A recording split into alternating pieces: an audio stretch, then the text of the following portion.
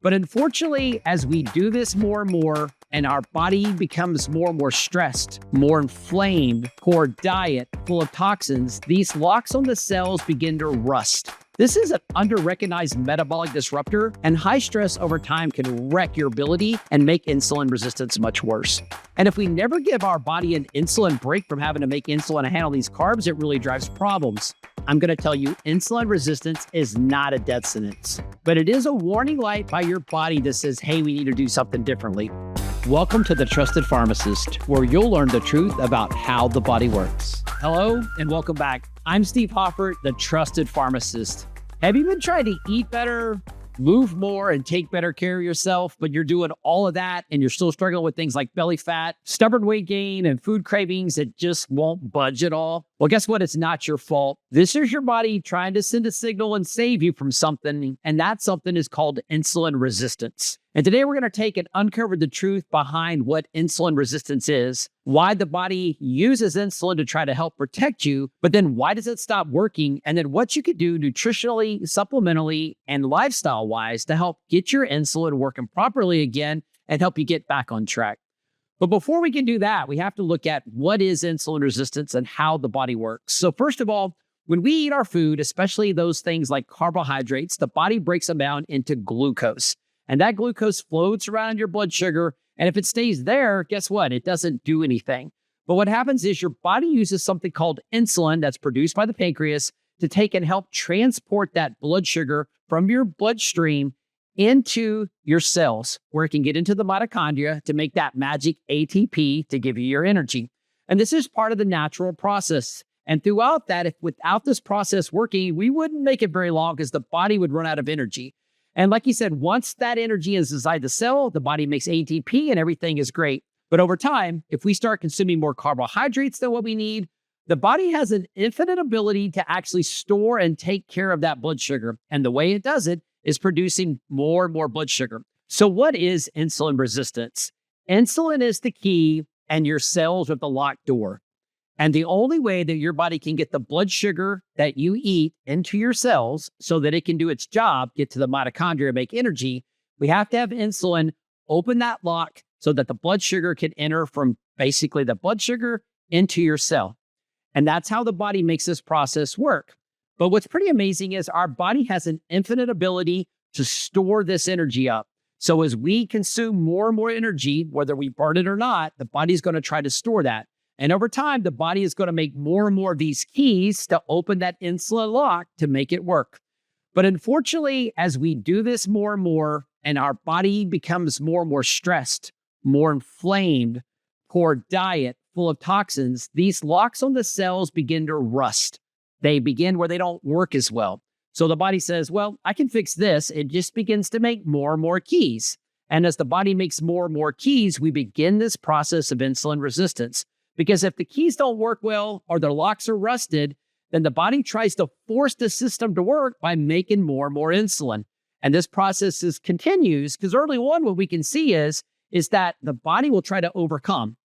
But through time, even if you have normal blood sugars, which means the body has the ability to make and force this system to work by having bad locks, your body gets wore out. It gets tired. It begins to overwork. It begins to flood the system.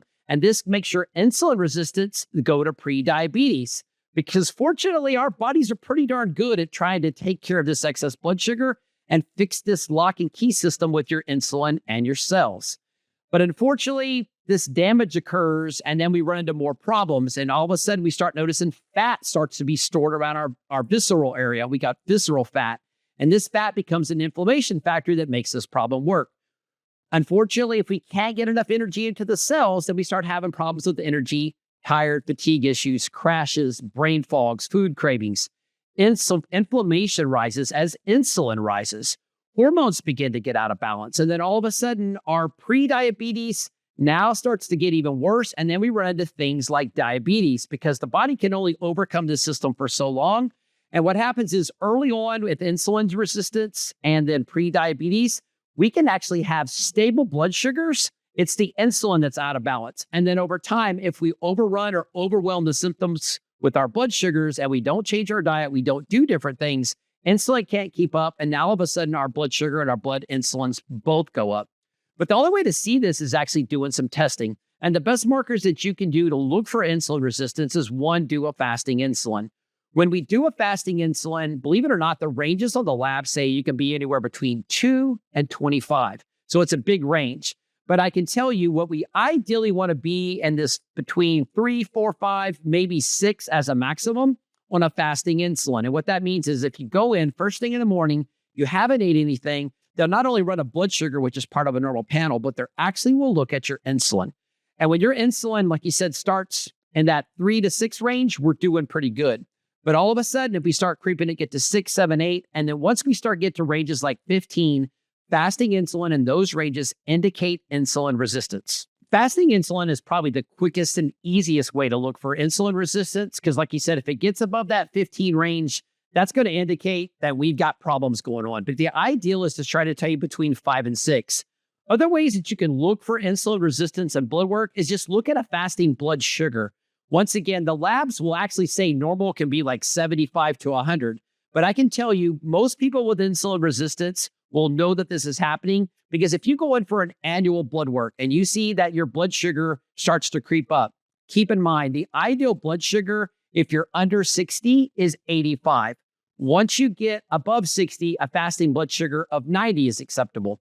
And keep in mind on the blood work, it says if 95, 96, 97 is normal. But I can tell you with most patients, look at your blood work. If you go in 1 year and let's notice that your fasting insulin, let's just say is 87. And the next year that you go in, it's 89. And the next year you go in, it's 94. And the next year you go in, that's 90, 98 or 99. This trending upwards indicates insulin resistance. This tells us over time, if you don't do something different, you're going to end up being a pre-diabetic and onto a diabetic. So monitoring that blood sugar over time is a great way to look for if you have issues with insulin resistance. Other things that you can also do to look for insulin resistance or look for markers, things like looking at adiponectin, lectin levels. You also might want to check things like vitamin D. That can be kind of an indicator. We'll talk about that a little later. Looking at cortisol stress panels because stress panels can drive insulin resistance. So we want to look at that cortisol level. Also looking at certain thyroid function. When we're having insulin resistance, our thyroid can begin to have issues.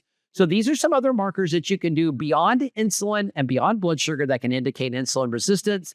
And like I said, if you had the ideal situation, we know we have like CGMs or blood glucose monitors. That's the way we can check now. But in the future, actually monitoring your insulin level after you ate, like a 2-hour challenge, would actually be the better way. But unfortunately, the technology is not there. Another thing you can do to look for insulin resistance too is wear something called a CGM. That's a continuous blood glucose monitor. And these are really unique because they monitor 24 hours what your blood sugar's doing. But how can these really tell you in terms of blood sugar if you have insulin resistance?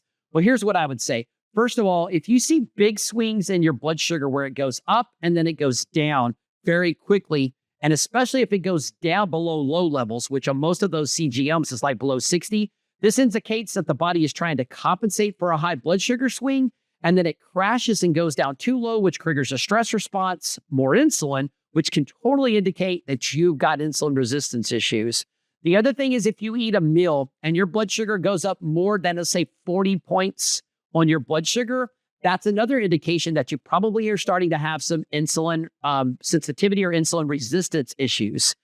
The other thing to look for is if you eat a meal and unfortunately your blood sugar stays high for, say, longer than 2 to 3 hours. If your blood sugar stays high, this is an indication your body's really struggling to get that blood sugar into cells, which means those locks are broken. So that's another way. So CGMs are a really unique way. We use these in our weight loss class to help patients better understand where they're at on this continuum.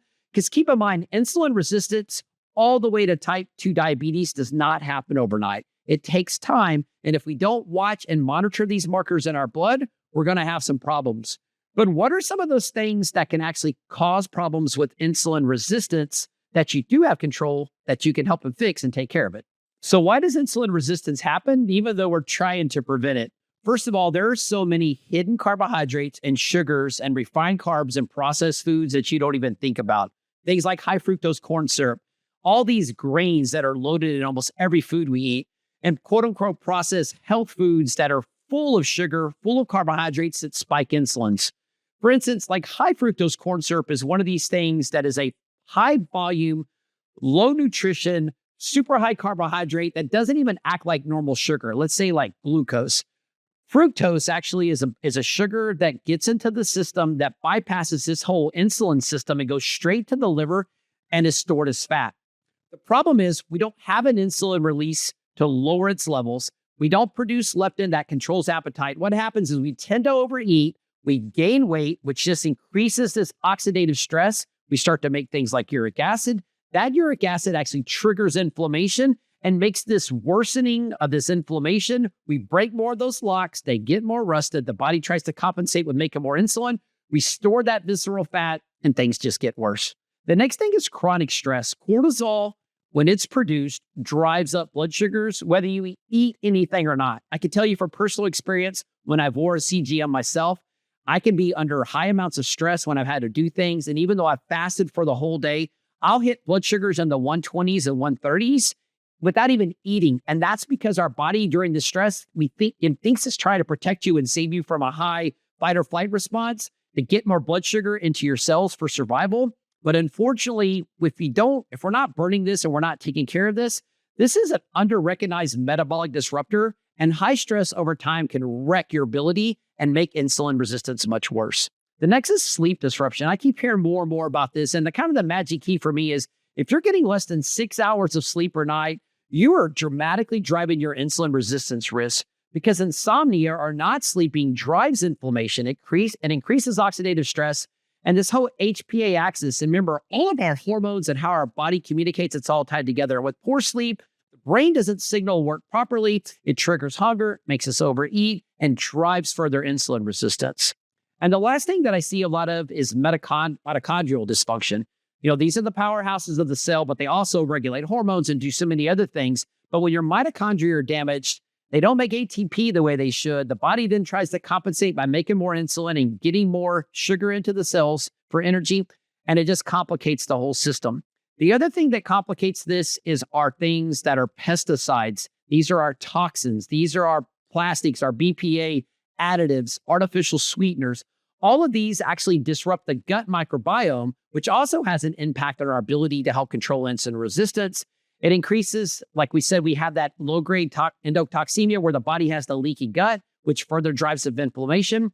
Inflammation is a bad ruster of these locks. This is on the cells where the insulin binds to. And keep in mind, the body's always going to try to compensate by making more and more insulin, and that further drives it by these toxins being in the system. So if we don't clear the toxins from the body, this insulin resistance can get a lot worse.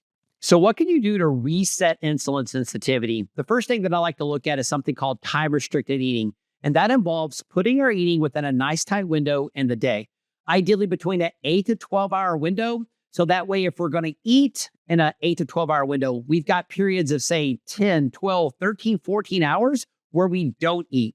This allows the body to reset and actually promotes the body to make less insulin. It also promotes something called autophagy, where our body clears out dead cells or cells that are not as productive as they used to be. And this also improves insulin resistance issues. And then the last thing, it reduces something called IGF, which is insulin growth factor. And this actually all works together to help improve insulin sensitivity and reverse insulin resistance. The other thing is try to cut out snacking. When we try to narrow our meals in that 8 to 10 hours a day, so we're not eating all day long, we actually do a better job of allowing the body to heal. It allows the gut to get more healthy. But what it does is this healthy snacking that we think is doing all these good things, a lot of things we snack on fruits, we snack on bananas, and those spike insulin. And if we never give our body an insulin break from having to make insulin to handle these carbs, it really drives problems.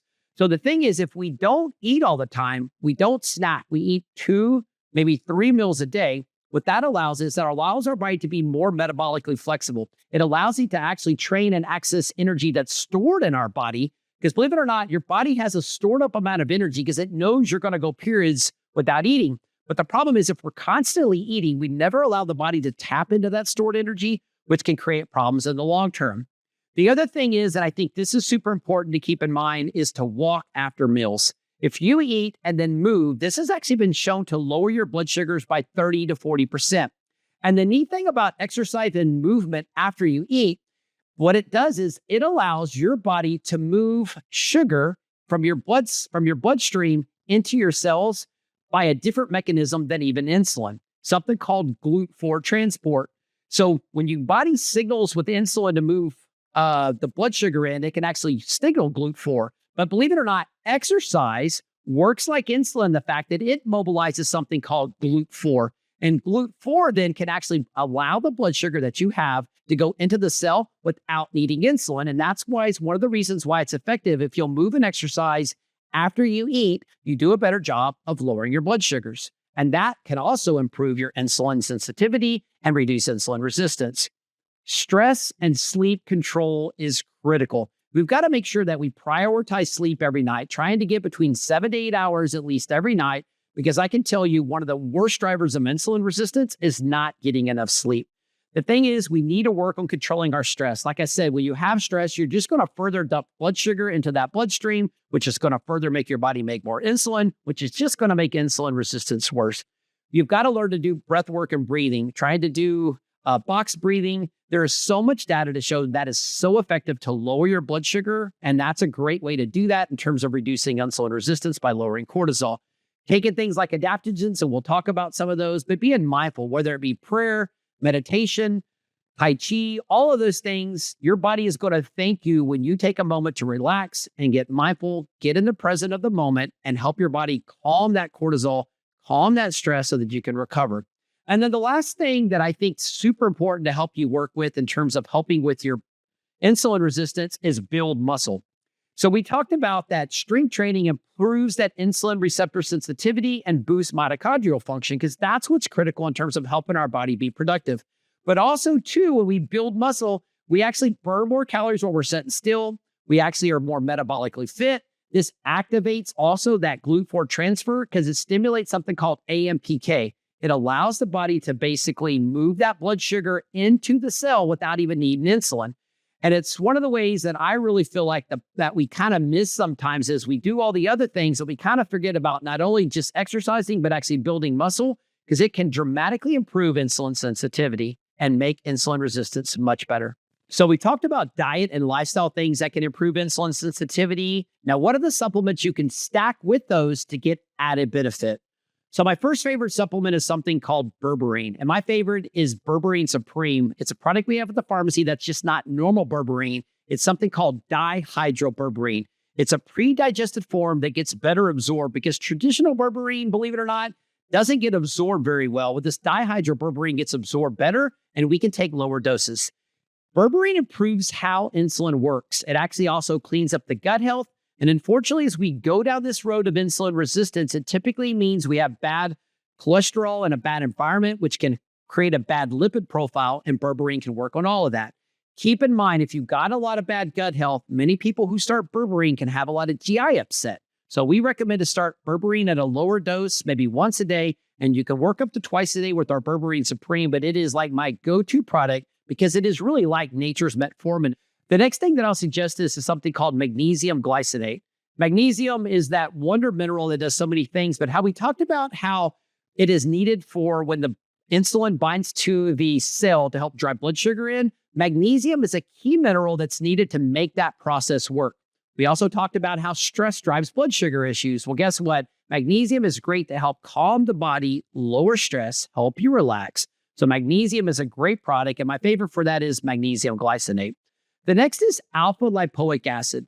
This is sometimes gets forgotten, but for insulin resistant, it is so critical as a great supplement.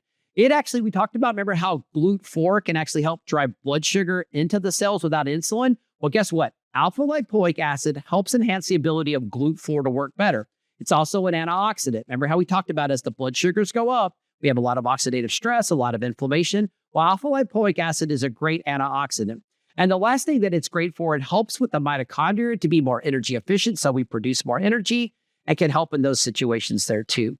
The next big supplement is vitamin D3. Vitamin D3 is needed to help make the insulin receptors work better on the cell. When you're low in vitamin D3, think of it like even if you have perfect insulin, but this is like with low vitamin D3, that lock just is already not working properly. So vitamin D3 is needed to help make the insulin receptor work better. And it also lowers inflammation because keep in mind, as inflammation goes up, the locks become more rusty. They don't work as well. We still have problems. The next is actually chromium. Chromium is a great metal that actually enhances that insulin receptor to work better. So chromium is a good go-to as an add-on to these other supplements to improve insulin sensitivity and reduce insulin resistance. One of the next supplements that I think is great is something called inositol. And I really see this being a great supplement for women who have PCOS. We recommend it all the time in terms of balancing hormones. But the thing we have to do with PCOS in women is get insulin sensitivity improved. And that great combination with inositol is good to do that. Usually a combination 40-1 of myo-inositol and dechiro-inositol. We have a PCOS women's support product at the pharmacy that has that exact ratio that's needed, that actually has chromium mixed in there. And this is a great product to help women with PCOS because insulin resistance is that driver that makes all those hormone issues worse and can set up females with those irregular cycles and all the problem that insulin resistance causes. The last thing that I want to talk about, it's my go-to. I think every time we have a podcast, this supplement comes up, and it's the one that I think has a lot of power because of its ability to reduce inflammation, but also too, it helps with insulin signaling, and that is a high-quality, ultra-pure fish oil product. Omega-3 is so powerful in what it does and in keeping inflammation down, which keeps the body's insulin working better, helps on this insulin signaling. And omega-3, so many people are low in omega-3, even if we're trying to eat a perfect diet. So adding omega-3 as one of these supplements to help with insulin resistance is so key and critical. Keep in mind, there are many prescription drugs that patients take that are farther down the road, say pre-diabetic or diabetes, things like metformin. And we have to be super careful to make sure many of these things deplete vitamins and nutrients that are critical to make sure that you have good insulin production. So it's kind of like this, what came first, the chicken or the egg? And so we have to be very careful when we're taking prescription drugs that we replace these nutrient depletions because it can actually drive insulin resistance and make it worse. So keep that in mind. That's very important in terms of knowing the prescription medications you're on and the nutrient depletions that are caused. So as we wrap up, I'm going to tell you insulin resistance is not a death sentence, but it is a warning light by your body that says, hey, we need to do something differently. And we've already talked about the ways that you can monitor and see this happen, whether your doctor tells you you're insulin resistant or you can see it on your own blood work yourself. We once had a patient come to the pharmacy about a year back that was newly diagnosed as type 2 diabetes. And unfortunately, her doctor put her on a couple medications because she does need to get her blood sugar under control. But part of our counseling at the pharmacy counter was to tell this patient, look, you got to take these meds, but we're going to tell you other things that you can do.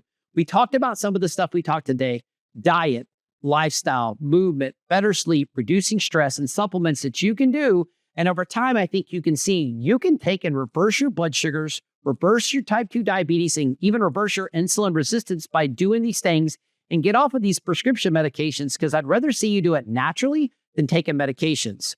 Unfortunately, the patient left the pharmacy.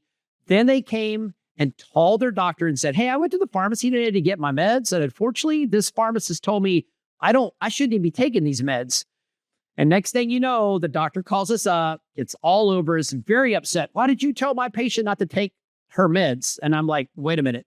We didn't tell your patient not to take your meds. What we told your patient was, look, this is totally reversible. You don't have to live this way. You don't have to be on prescription medications. We told her these are the things that we recommend that we work with our own patients that can reverse type 2 diabetes, even all the way down to insulin resistance and help with things. So keep this in mind as you go through this and learn these things yourself, because insulin resistance does take away a lot of vigor of life. And if you don't take care of insulin resistance, it's a snowball headed to nowhere that's ultimately going to set you up for problems. So if you want to reverse insulin resistance, get your energy back, your focus back, and your overall health, I think today's podcast will give you the tips to start that going in the right way. If you want to learn more about the protocols, the supplements, and the testing guides that I talked about today, make sure you check out the show notes where I'll have all of that. In actuality, if you want to get more information about these topics and others, make sure you join our Trusted Pharmacist podcast email list, because this is where we'll show these things in advance. So once again, if you like the information, if you yourself is insulin resistant, or if you know somebody else that's insulin resistant and they have that, make sure you share and like this podcast so that others can get it. So until next time, I'm Steve Hoffart, the Trusted Pharmacist, and those who want to reverse insulin resistance, subscribe and share this podcast. Thanks and have a great day. Be well.